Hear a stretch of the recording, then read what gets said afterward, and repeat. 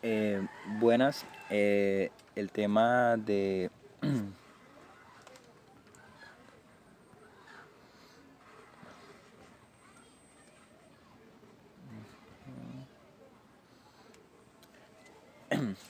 buenas tardes al profesor de Enrique Pérez.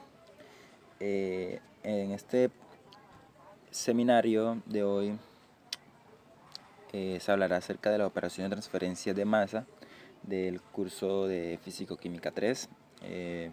Esto se hará en dos partes, una parte que me tocará a mí y la otra parte le tocará a mi compañero Elkin José Pacheco Díaz. Mi nombre es Jair Eduardo Durán Ramos. Bueno, entonces empezamos por primero dando el índice de los temas que se darán en este seminario. Empezamos primero con el contenido. El contenido se divide en qué son las operaciones de transferencia de masa, clasificación de las operaciones de transferencia de masa, métodos de realización de las operaciones de transferencia de masa y fundamentos de diseño. Entonces empezamos primero con operaciones de transferencia de masa. ¿Qué es las operaciones de transferencia de masa? Las operaciones de transferencia de masa son aquellas en las cuales cambia la composición química de la solución. Estas se utilizan para la purificación inicial de las materias primas o de la separación final de los productos y subproductos. No ocurre una reacción química para nada. Las operaciones de transferencia de masa se caracterizan por transferir una sustancia a través de otras a una escala molecular, como por ejemplo, cuando en una alberca se tiene que en un recipiente hay agua y afuera hay una corriente de aire. Entonces, cuando el recipiente interno recibe o el agua que está dentro de él se evapora, las moléculas se van a unir a las moléculas que tiene el aire y pues básicamente pasa que cuando la evaporación de la alberca, del agua que hay en la alberca, entra en contacto con el aire, las moléculas del agua se difunden a través de las moléculas del aire en la superficie dentro de la masa del aire, lo cual arrastra consigo mismo. Las arrastra consigo las moléculas del aire, arrastran las moléculas del agua. La transferencia de masa es el resultado de la diferencia de concentraciones, en donde la sustancia que se difunde abandona un lugar que está muy concentrado y pasa a un lugar de baja concentración. A ver, borramos esto. Bueno, entonces pasamos a lo siguiente. Clasificación de las operaciones de transferencia de masas. Estas se clasifican en contacto directo de dos fases inmiscibles, fases separadas por una membrana, contacto directo de fases invisibles, operaciones directas e indirectas. El contacto directo de dos fases invisibles. Empecemos por ahí.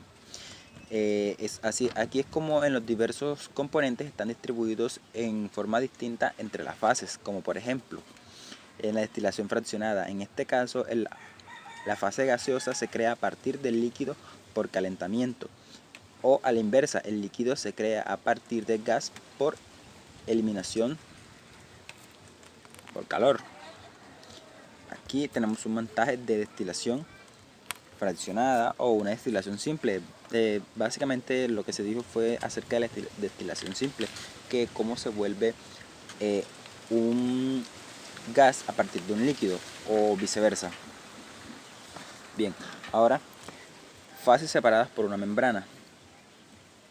Estas operaciones se utilizan relativamente con poca frecuencia, pero permiten una separación de componentes. ¿Por qué?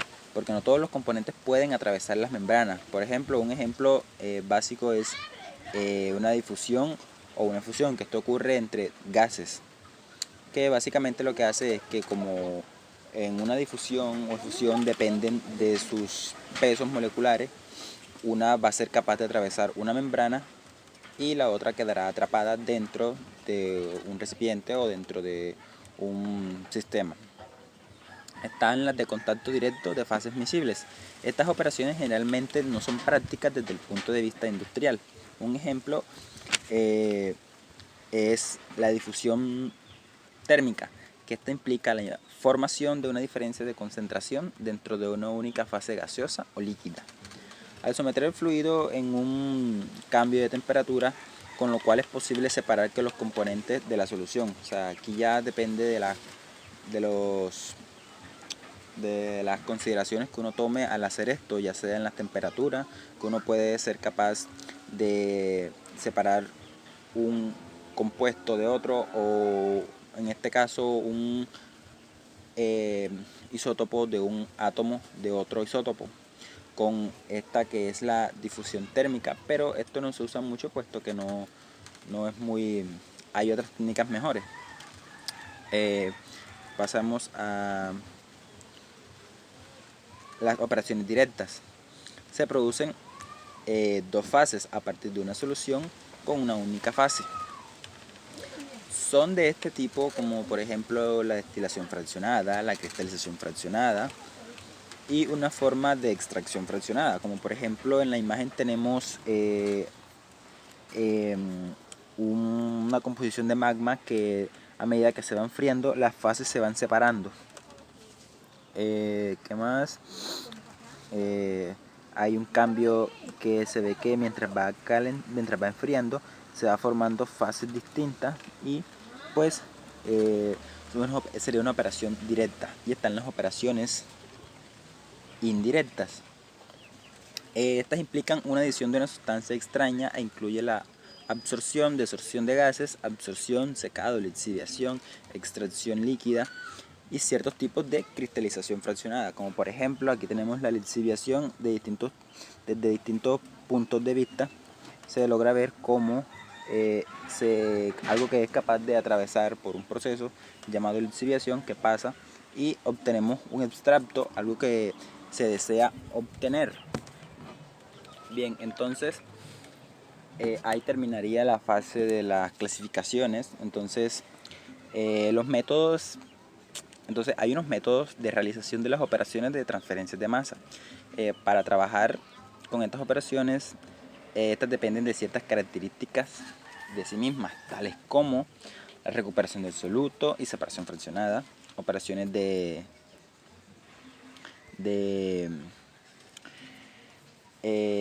operaciones en estado estacionario, operaciones en estado no estacionario, operación por etapas y operación de contacto directo. Empecemos por la recuperación del soluto y separación fraccionada.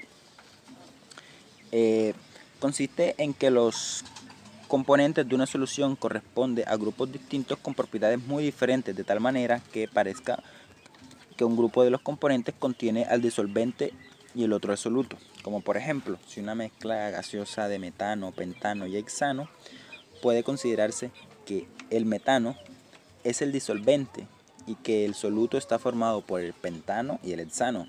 En este caso, el disolvente sería el soluto. ¿Por qué? Por una de sus propiedades que es distinta, que sería su presión de vapor. Una sencilla absorción del gas en que la mezcla, o sea, la primera diferencia se sabe que es por su distinta presión de vapor, ¿cierto? Entonces, si a esa mezcla se le adiciona un aceite que es un hidrocarburo no volátil, dará con facilidad una nueva solución de pentano y hexano en el aceite, esencialmente libre de metano. O sea, aquí ya separamos debido a sus puntos a su presión de vapor con otra sustancia que nosotros agreguemos distinta, va a ser que la que tenga una presión de vapor distinta a los demás se pueda separar. Cuando las propiedades